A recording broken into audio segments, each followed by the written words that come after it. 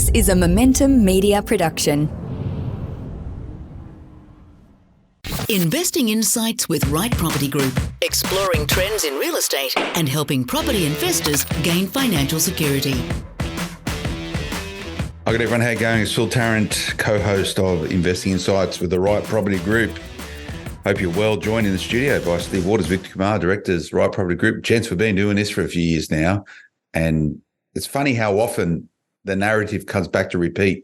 Even, I think, 6 years we've been doing this, 6 years on, same themes, same logic, same principles, same strategies, largely same everything, irrespective of a changing market. And I guess it gives sense to what property investors should be knowing and should be embracing, is that you got to stick to your knitting when it comes to property investment. You got to ensure that you get the basics right. You get the basics right, it gives you agility, fluid movements to move forward and keep investing in property, which I think we've all done as property investors. How are you guys going? You well? Going well, mate. Yeah, that was a pretty sound introduction. Yeah, something's changed, hasn't it? It has. Is it because you're in control of the buttons today? I am. This is it. You know, it's Does that mean you're good at pushing buttons? I am. I'm pretty good at pressing your buttons. You know that, Victor. Your property buttons. What are they? Cash flow and capital growth, right? The buttons to press. That's it. In fact, simple, it's back to basics. It's pretty simple. Yep. If we went back to all of our podcasts and we took away, the messages from each of them, there would be a whole new podcast that would be conversant with any market out there, right? Because the fundamentals don't actually change. It's how those fundamentals are then morphed to fit the current market. That's what changes. It's a good point. I think the fundamentals don't change, but the execution does. Yes. Yeah, it's basically, it's what you do about it. Tactically may change depending on the market, but the strategy and the what around it largely should be consistent. And I challenge anyone to find a moment in time in property over the last 6 years and not being able to pull a episode of Investing Insights for the Right Property Group off the shelf and find relevance in it, because it would be there without doubt. We'd like to think so. Yeah, maybe that's someone's job to go and do that. Try and find out what we've missed. Is there anything we haven't covered over this period, do you think, guys? What haven't we really got stuck into? I know you've been itching to talk about all the benefits off the plan purchases, Steve. And me and Vic have not allowed you to do so, but yeah, every time. Outside of that, I know I get vetoed. Yeah. No, I look, I'm sure if someone had the time and the bandwidth to go through all our episodes, they'd find something that we've missed, or maybe even we got it a little wrong. Oh, I'm sure we did. I'm sure you guys did. I'm just a humble journalist, just a host trying to navigate and extract information out of you guys. But you don't always get it right in property. That's okay. We've all got properties in our portfolio that wish we didn't have. It's only when you sort of go through the motion of owning them for a while, you work that out, or you bought the wrong things at the wrong time. I've sort of expressed my sort of areas where I could have improved over a decade of property investing, where I still don't get it right. My administration is still a bit lackadaisical. Got to do more on it, and my interest rates are probably more than what they should be, and maybe the rents that I'm getting should be higher than what they are. It's just realities of investing. Don't always get it right. Your rents should be higher than what they are. Sorry, I thought you meant they were too high. I was going to say, come on, Uncle Scrooge. That's not the Phil Tarrant I know. No, mate, I like my market. I like my rents to be at market level, because that's fair and reasonable. But often there's a lag between where the market is and where my rents are.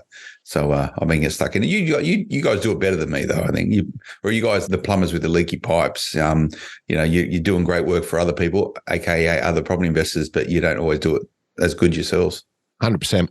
And I would challenge anybody to, that does what we do, be any different. There's always something that we can improve on. And you mentioned administration, whilst it's such an important part of the asset class, because it holds you accountable, you know where you are. That's probably my weak point. It's up to date, but it could be better because it's so laborious, right? There's not an instant output or result for you. It's just a tracking mechanism, obviously. But having said that, and because it is so laborious, we are hopefully in the next 4 to 5 months there'll be some big news in and around that. We're just in the middle of creation, so stay tuned. It'll be very exciting. Oh, what's this? Something. It's a need to know. Need to know. All right. Well, actually, you do know. Oh, do I? Okay, that's cool. We've talked about it over lunch with others. Oh, it'll be good. Okay. Well, interesting. Nice to know. But so this is the point, this inflection point, I think, that we're at with property investment. We were recording this in April, and we are conscious that Reserve Bank has put a pause on the upwards rate cycle. There are a lot of economists who are now saying that's the end. There shouldn't be any more. You see inflationary pressures are starting to come back in the US. And I think that the sentiment was that should be the end of it here in Australia. Running sort of converse to that is jobs data that come out this month is a lot stronger than what everyone expected. So again, there's a question mark on whether or not they have another crack at pushing rates up. Are we at terminal rates? And I think this is what everyone's sort of struggling with the concept of right now, because once we are at that point and everyone has the realization that it's not going up any further is when mindsets and attitudes change. And that obviously has impacts and ramifications on what happens to property prices. Where are you guys at with the rate cycle, Vic? We're at the end? I'm not sure. And again, no one can predict the future, right? If you look at everything out there, it seems, and this is my opinion, that maybe we should have had one more rate rise to just put it on hold. But as soon as they put a pause on it, talking to all the real estate agents, their phones have been ringing hot, right? Because there seems to be a degree of certainty in the market now, and people thrive on certainty. And so they've been sitting on the sidelines, and now that there's a little bit of supposed certainty in the market, they're jumping back in. And we already have a undersupply issue in terms of, if you look at listings from this time last year, we're down by 21%, right? So when more players are jumping in looking for properties, automatically pushes the prices up. And we're starting to see that in a lot of listings where the prices achieved are above the listed price, or they're going to best offers, or even auction results where they're hundreds of thousands of dollars above the reserve mark. It's interesting because the MO of the typical investor is to wait and see a result before they jump in, right? It's and we talked about this a few podcasts ago around when the majority think that we have reached terminal cash rate, it'll be that trigger point for them to show a lot more, I guess, inquiry and potentially activate. And as you mentioned, Vic, since the pause earlier this month, every agent we have spoken to has had a substantial increase in the level of inquiry for purchasing. Conversely, or more perhaps interestingly, what's also happened is that the amount of market appraisals and therefore CMAs, comparative market analysis, a tool that real estate agents use when they go to list a property for sale or do a presentation to a potential vendor or seller, they've seen a slight decrease in that, which will then flow on to stock on market decreasing as well. Because what the consensus is from the potential seller is, well, we're starting to see all the media change their opinion over the last 4 to 6 weeks around bottom of the market, slight increases in, say, Sydney and Melbourne and Brisbane and Adelaide and Perth and what have you.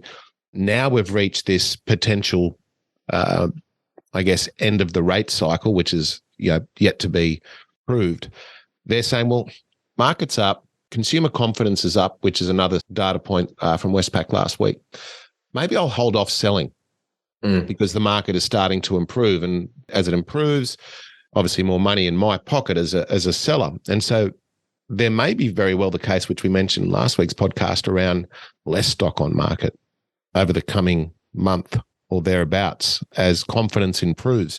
And we also mentioned on last week's podcast, Vic, that the agents, and we're certainly seeing it on the ground in terms of competition, there is the smallest element of FOMO starting to already creep into the market. Now, not to the point of during COVID where you could sell a Portaloo on your front yard for $1 million, but just a slight amount of, well, I don't want to miss out. And that could be a combination of, well, my finance is running out and I probably won't get the same pre-approved amount, so I'm going to spend it because I know what's just around the corner as a purchaser. And so the inquiry levels in combination with attendances, in combination with the media narrative, has just put that little bit of FOMO in the market. Now, I don't want to blow that out of proportion. It's not crazy, silly FOMO, but there's certainly an element of it there. Not all markets, but certainly some. I agree. And this is where, we as human beings, we need some social proof, right? And the social proof we've got is through COVID, where property was just skyrocketed in value. And when they're starting to see the scarcity factor starting to come in, whether it is real or perceived, they are jumping in, making sure that, hang on, I really want to be part of this journey this time around. Maybe I missed out during COVID. Maybe I was scared. I didn't have the right information in front of me. So they're jumping in, and it does become a self-perpetuating scenario where there would be a whole lot of people that have missed out during the COVID inverted commas boom that will jump in now expecting the same result. And like we said earlier, really, when you're looking at the change in the market and how the cycle is changing, the fundamentals remain the same, but we still need to adjust our approach to those fundamentals. This goes back and that's all part of the execution, right? Back to execution, and the best property investors I know are those that flawless execution. They execute the right way every single time, and by doing that, they typically don't reinvent what they do each time. They just do the same thing over and over and over and over and over and over and over again.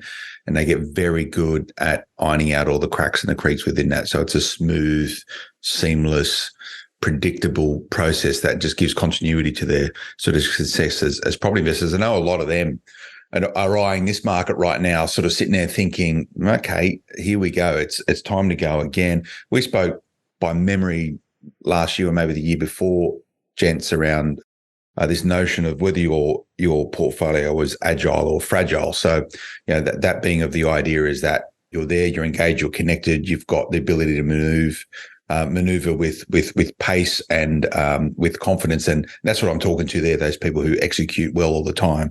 The flip side of that is fragile portfolios. So those that may lack liquidity, those that might be the wrong assets in the wrong place as you look at this particular market. So there's this dichotomy that a lot of people are trying to embrace at the moment to look at whether or not they've got to sell down or shape their portfolio so they can actually have an agile portfolio and accelerate into this market. But it all comes back to this notion, guys, and everyone asks me, for some reason people think I know about property, and I'm quick to tell them I don't. I just say I know a lot of people that do know a lot about property. So I get the benefits of asking them questions and picking, which is a real privilege for me, to be fair. I can pick up the phone and speak to anyone in Australia around property and get the inside word. My go is to try and share that with as many people as possible on this podcast and other podcasts like the Smart Property Investment Show. But still keeps coming back to this same point, guys, where people are going, has the market actually turned? They're going, has it turned, Phil? Has it turned?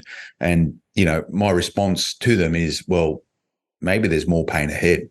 Who knows? So that's what everyone's trying to extrapolate information around at the moment, so they can actually move ahead with confidence, so they can execute. Those people with agile portfolios, they can get stuck in. But we all know that it's impossible to pick the bottom of a market. You only know a bottom of a market when it's past, and normally a couple of months, 3 months, 6 months down the future. So and largely it becomes irrelevant if you can go, if you can invest.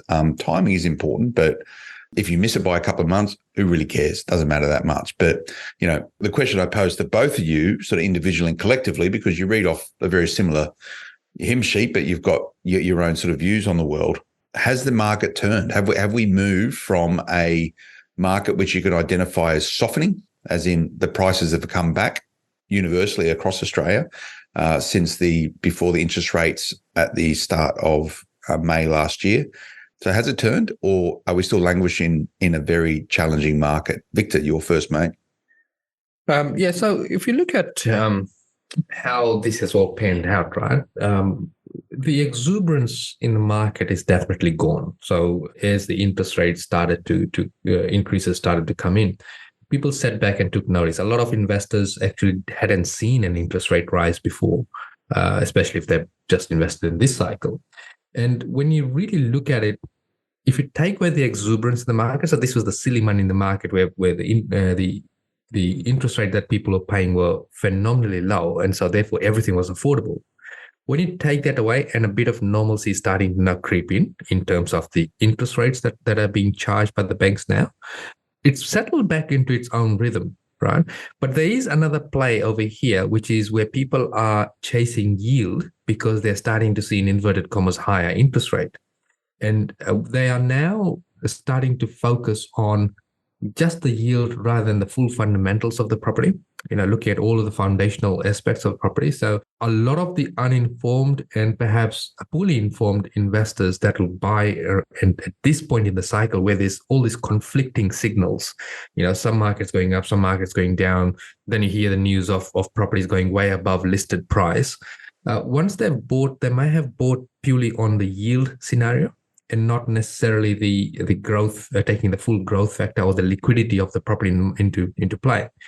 And these are generally your people that would have to then sell down because they haven't really seen a result in a couple of years' time, right? Because they're not understanding that growth in itself, it cannot be linear, right? It's got its ups and downs, and we need to understand with each state what the general cycle is from the bottom of the market to the peak. So, as an example, Sydney would be 3 to 5 years, Melbourne 3 to 7 years, and generally Brisbane being 7 to 11 years, right? When we throw in COVID factors in there in terms of how it's changed our demography, how it's changed the way we work, how it's changed where we live, those normal patterns might get disrupted in the immediate future. So if we're just focusing on, hang on, if I just get the timing just a little bit off, I'll be okay in Sydney, I'll be okay in Melbourne because they have shorter cycles in comparison to, say, Brisbane, as an example. You are really asking for trouble because then you're starting to stray away from also evaluating the property that you're buying and how it fits into the portfolio, how it fits into the greater cycle. And that way, really, if you've addressed those things, it doesn't really matter at what point in the cycle you're buying this property because you're looking at a medium to long-term approach. It's interesting. I think it's a really good point in and around how patterns have changed. And once again, I bring technology into it and sort of availability of education and information. Those patterns were potentially extrapolated over a period of time, as opposed to now with quick information, good education, hopefully, we'll see those patterns, I believe, change completely. And throw in a COVID, throw in today's environment, and the stage is set for those changing patterns. However, once again, going back to the fundamentals very briefly, more often than not, they don't change. Potentially the fundamentals for an area may, but the general philosophy doesn't. Have we seen the last of the pain? Has the market turned? I think it's going to depend on which area that you're looking at and what measurement of time you're giving it. And what I really mean by that is that there are some markets that have definitely had I guess we'll call it a bounce over the last 4 to 8 weeks, whether it be 1.4% or a couple of percent, whatever the measurement is. Well, Sydney as a collective has gone up for the last the last 3 months running. Yeah. And I think it was a point of percent, I think 0.8, 0.9, and maybe, I can't remember what it was. I think altogether it was 1 point something over the quarter, right? Yeah. So actually, now that you bring Sydney up, let's use that as an example. So I think we've got to be very careful that we don't buy into the general media narrative where, well, first of all, the Australian market is measured by what Melbourne and Sydney do. Like it's a flaw. You shouldn't do that. The media does that. But if we take Sydney as an example, and even Sydney collectively has gone up, whatever it may be, 1.4% and above, we need to, as sophisticated investors, actually dissect the greater Sydney market. And we're only using this as an example because you brought it up. Collectively, Sydney market has gone up, but there are certain areas of Sydney which haven't. And there are certain areas of Sydney which has done a lot better than a couple of percent growth over the last couple of months, a lot better. And that will drag the averages up and, I guess, give you that very general story. But if we look to the future, once again, talking about Sydney, now knowing that as a region it's gone up, what does the future hold for it? And is there more pain to come? The short answer on that, I believe, is it depends. And it depends on whether we have reached terminal cash rate or not. The jury's out. It wouldn't surprise me if we got another rate rise. It wouldn't surprise me if we held, and it wouldn't surprise me if we had a reduction in the cash rate over the next 4 to 6 months. But I'm pretty confident that Sydney will be a very mixed bag. Once again, just using Sydney as an example. There will be areas that I believe will continue to do well, irrespective of what the cash rate does, as long as we don't get this huge increase, with another 6 or 7 rate rises. I don't think anyone's pricing that in, right? I think sort of bond markets and those really smart people that work out what the future looks like are sort of pricing in reductions. What those smart people that said there'd be no... There wouldn't be a rate rise until 2024. Those smart people that said at the beginning of COVID that the entire real estate market would crash, those smart people that said, we won't get any rate rises over and above X. And I guess that's part of the point, right? And Victor touched on it earlier on. I don't think anybody would bet their life on making a prediction of the future in and around the financial ecosystem.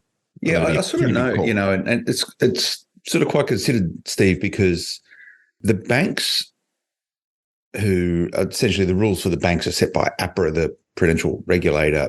And if you want a clue to what might sort of happen in the future, APRA hasn't reduced the buffers on mortgage lending. So people are still sort of putting 3% on top of their interest rate in terms of serviceability. So, no doubt, I think that's in preparation for when rates do start coming down, that buffer is still in place moving forward. So, it's very difficult to make decisions around your property investment viewing interest rates in isolation. And I take the point from you guys that some markets potentially have turned.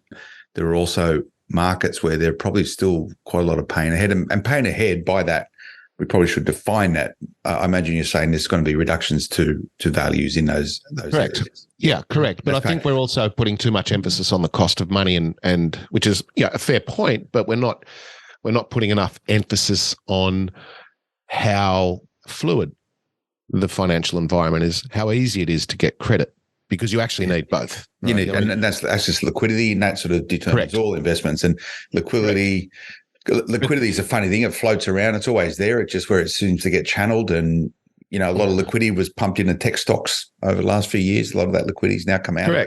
Correct. And that's going to other asset classes.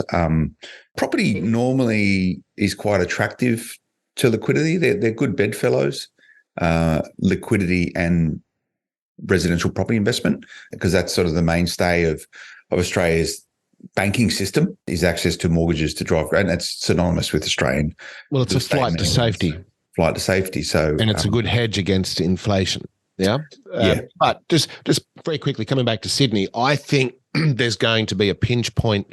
Well, I mentioned that I think some sectors will do well, but I also believe there'll be some sectors that do very, very poorly. And that'll be in and around certain parts of the Greater Sydney Basin at a certain price bracket.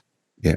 And probably in and around the people that may be the first homeowners that have paid at the upper echelon of what their affordability was at 1.99%. Yeah. Loaded up on cars, holidays. So on that basis, then you could probably draw some bubbles around Sydney about where that sort of stuff is. So are you talking, just to be a bit more specific, sort of more green fields, new development type stuff in the fringes of the city? Not necessarily, although it's a good point, because we have to take into account just how undersupplied we are. And so if there is a rush of development, should that part of the ecosystem free up, but they're saying they need more of it, quickly. Right? We're not developing enough stuff as there is, so that should hold. Correct. So it'll absorb. It'll be more around affordability. Yeah. And those that just literally can't afford what they have, as well as the cost of living. Yeah. And it's hard. It's hard for people to change their cost of living, right? If you've got a couple of cars on leases, if you've got, if you're up to your eyeballs in mortgage debt, something's got to give, right? And what that manifests itself in is a lot of unhappy people, which isn't good.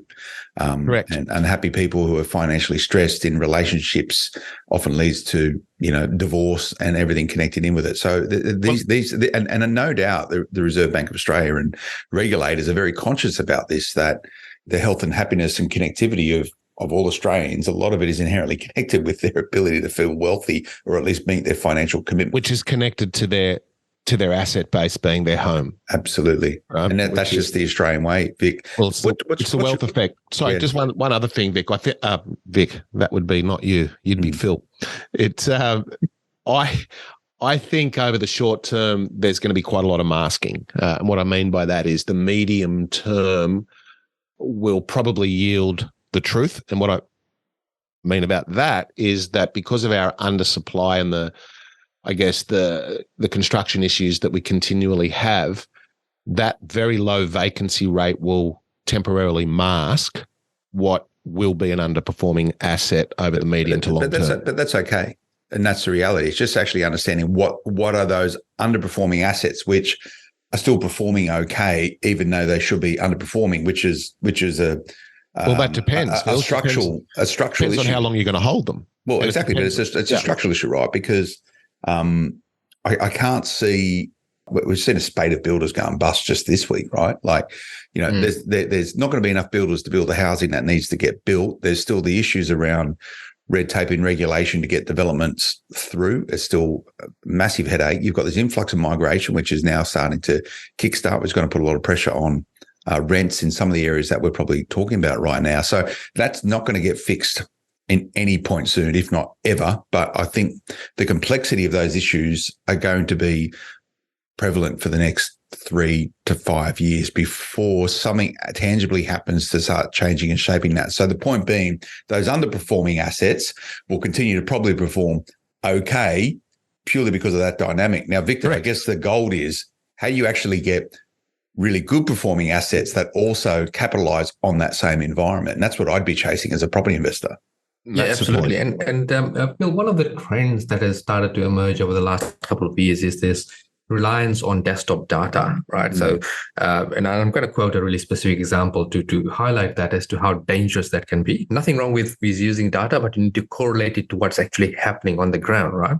So earlier on, Steve mentioned that we've got a lot of vendors out there that are saying, you know what, I'll hold on to my property a little bit longer. I won't take the first price that comes my way.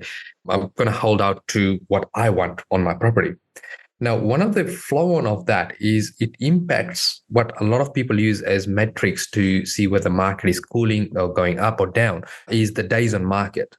And generally what you'll find is that because the vendors know that they can actually get the price that they want, the property is now sticking on the market for, say, 2, 3, 4, 5 weeks longer for them to reach that, for the market to come and meet up what they wanted as a price. And so correspondingly, the days on market blows out.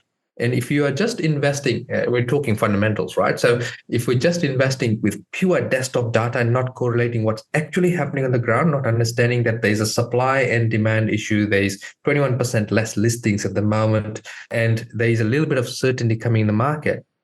As soon as we start just straying away from that correlation of data onto the ground, we are going to end up with properties that are actually not good fundamental properties. And that's the biggest issue that I see facing most of the first-time investors and indeed, seasoned investors, if they're not really taking the time to correlate what's actually happening on the ground and then shining that light on the data that's being collected on desktop and saying, okay, well, you know what, I'm shining this light here. Here's the filter to what this data should be seen under.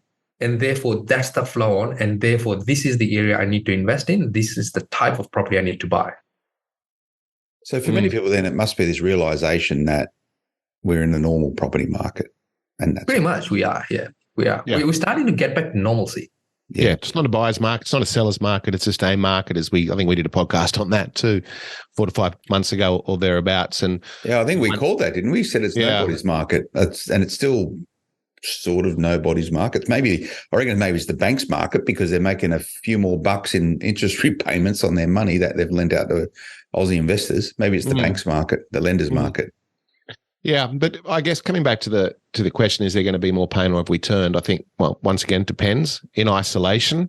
So you have an answer? There's going to be many. There's going to I do. I think some markets had no corner to turn, if that makes sense. Good point. They've just continued. But I also believe... Can you give me an example?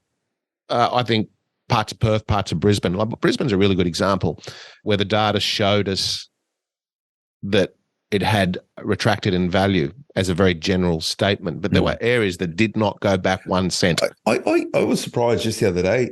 I was looking up a property that you secured for us some time ago in Kingston, in Brisbane, and it was worth a lot more than I thought. I hadn't looked at it for a couple of years, what the price was, and I was like, I was surprised.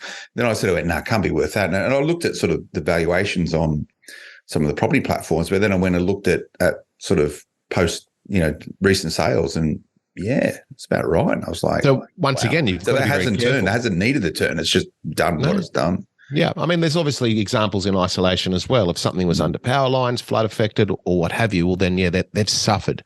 Yeah, but good properties in certain parts of Brisbane, come out to that, have not stepped back at all. And you would probably find examples of that in Sydney if you really looked hard enough as well. But has the market turned?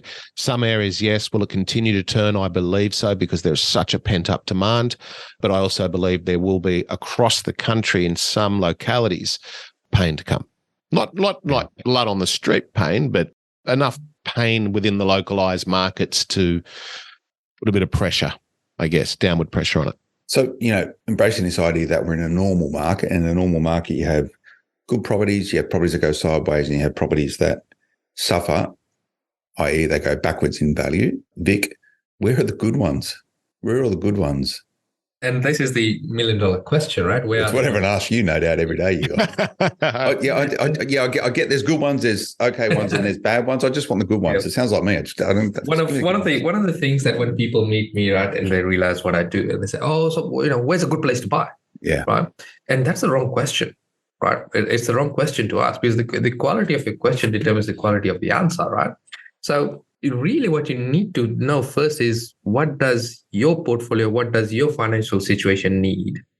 And then that creates that subset, and you look within that subset to say, where's the best place to buy based on cash flow, based on the equity growth, based on my deposits available, based on what's happening in life, right? So it's not the one size fits all. And this is where a lot of people do make mistakes, is they invest via media or invest via the barbecue.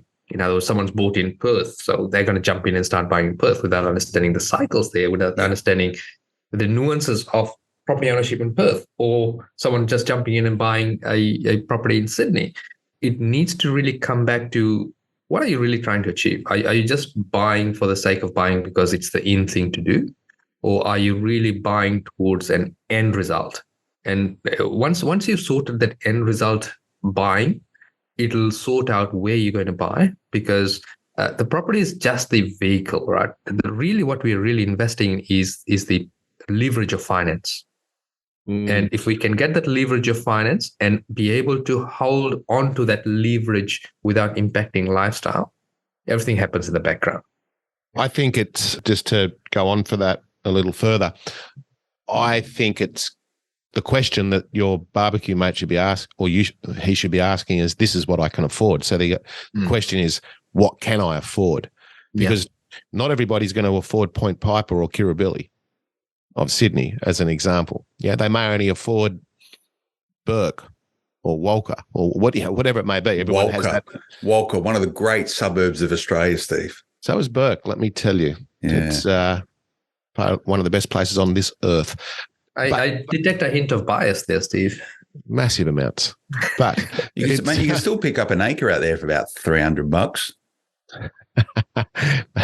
If you could buy them, if you could buy it by the acre, you could probably pick it up for $40 an acre, but you just need to buy about 100,000 of them. Yeah, it's a job lot. But it's the affordability, which I guess for me, the markets that will do well if the credit environment stays the way it is, and that's a combination of lack of credit and the cost of money, the areas that will do well will be those that are affordable in majority.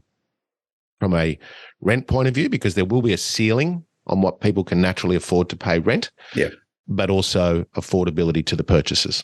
Good question. Where is the majority? Yeah, and this comes back to the cost of living. So there will be a natural threshold on the third of Australians who rent, how much they can actually afford to rent. And that'll be a natural occurrence that is or is taking place right now. How much more growth there is in rents, who knows? A lot of it's going to be dictated by property market performance. Now, I've known you guys a lot, and you always talk about you get this cycle of rising rates ahead of tighter property markets, and then when property starts to move again in price, the yields start coming down. You get more people buying. This is this cyclical thing.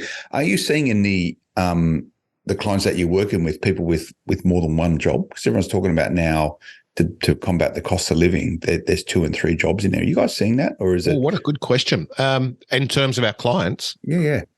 I'd probably I'm just trying to get a sense for how prevalent it is. Yeah. The short answer is no. I don't know of any. However, those that do have a second stream of income was a side hustle that they created during the lockdown of COVID, when we were locked down, and they were bored. They had time in their hands and everything else that goes along with that, and they created these other businesses. So revenue streams, yes. Jobs, secondary jobs, PAYG. Yeah. So they're not sort of working at 7-Eleven on the weekends sort of stuff. No, not unless they already were. Yeah, and I guess one or two come to mind where they, in the beginning of their investing sort of journey, so to speak, and they were very, very young, they were working 3 and 4 jobs just to accumulate enough capital and serviceability. And that's what I expect to see with younger investors. And I know a lot of them tune into this particular podcast. When you're younger and you've got time, you've got energy, you've got bandwidth, and you have less responsibilities, you should be working your guts out doing 3 jobs if you want to invest in property. If you can augment or complement your main sort of 9 to 5 job with a couple of nighttime jobs and weekend jobs, whether it's sort of new economy jobs like driving Uber or old economy jobs like working in retail, they're the young investors getting out there, and they're the ones who are creating good portfolios from the get-go, who are moving into this normal market. And I think, Vic, the market's probably going to be, inverted commas, normal for a period of time. I can't see who thought COVID was going to happen, right? So you never know what normal is. But it is one there's of no significant headwinds there. Yeah, one of the things that we keep saying is the market's really between your ears, right? And so, it'll be whatever you think it'll be for you. I think it's an interesting time. Like, I know we and a lot of other of our peers have said the same thing, that we've never seen these ingredients all together at one time. Yeah. Yeah, it is an exciting time in a very general sense. It won't be for everybody.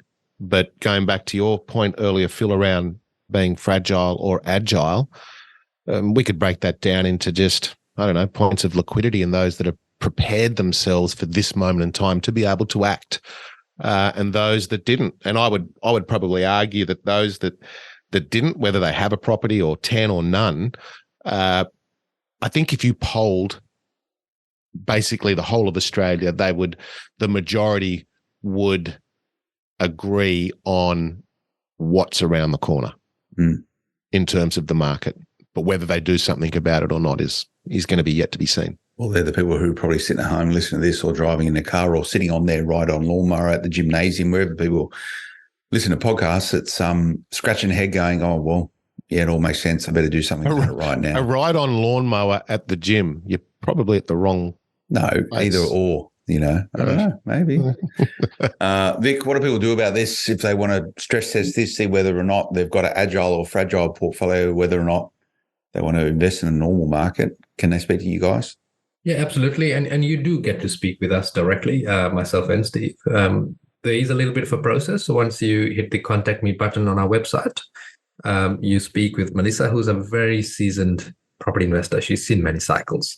And her role is to get you ready with the right questions, so that when you do have the conversation with either myself or Steve, you're coming in armed with all of the right information. We've got a bit of a background on you, and we can then guide you as to whether this cycle, this conflicting market is for you, or whether you should really sit this one out. Okay. Well, go and do that. Go and check in with the guys. You'll find them on the Facebook, on the interweb. Rightpropertygroup.com with an R, not a W. Do people still get that wrong? No, the biggest thing they get wrong is the right property group, but we'll take that as well. Yeah, the right property group, right property group. All right, that's good, guys. We'll see you back again next month. What are we going to chat about? What do you reckon? Any ideas? We'll see what's making news, I guess. What's the topic? But it'll probably be more of the same, but with a different flavour. Okay, I like it. That's Steve Waters and Victor Kumar, directors of the Right Property Group. Thanks for tuning in, everyone. This is Investing Insights with the Right Property Group. Hope you enjoyed it. There is well over 100 episodes we've been chatting about. I'm sure you can find one to be relevant for anything you're thinking about property investment right now, something you're unsure of, something you want to stress test, or just binge on being one of those educated investors. So you're out there building agile portfolios in good locations, preparing for the future. We'll see you again next time. Until then, bye-bye. The information featured in this podcast is general in nature, does not take into consideration your financial situation or individual needs, and should not be relied upon. Before making any investment, insurance, tax, property, or financial planning decision, you should consult a licensed